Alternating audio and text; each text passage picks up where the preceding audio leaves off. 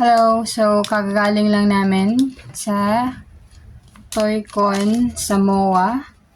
Toycon Nexus Pop Life Festival. So, sa SMX siya. So, from June 12 to June 14 siya. And sobrang dami ng tao kanina. Siksikan talaga. Kasi nga holiday today, June 12. So, papakita ko sa inyo yung mga nabili namin. So, first, itong Roro Noah Zoro Funko. Tapos ito din. Roro Noah Zoro din pala to yung loob niyan.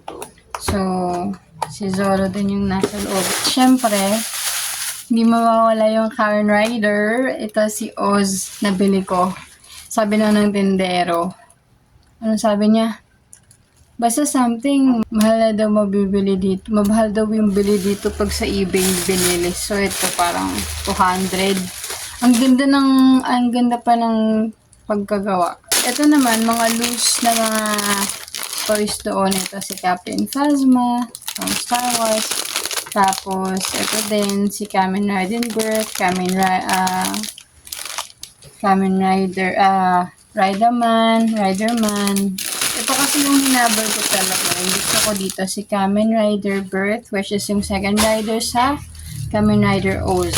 Kamen Rider Den-O si Kamen Rider Zeronos, tsaka si Deneb. So, partner sila. So, ito pa, si nakalimutan ko. Sa Jojo Bizarre Adventure. Nakita ko doon si Skites, yung comic artist sa Facebook, tsaka yung artist ng Pugad Baboy, tsaka meron din dong mga Japanese idols. So, nag-perform sila doon. Hindi ko alam kung bukas andun pa din sila kit. And then, madaming nagbibenta doon. May marami din food stall. And yun lang. Salamat sa panonood. Bye!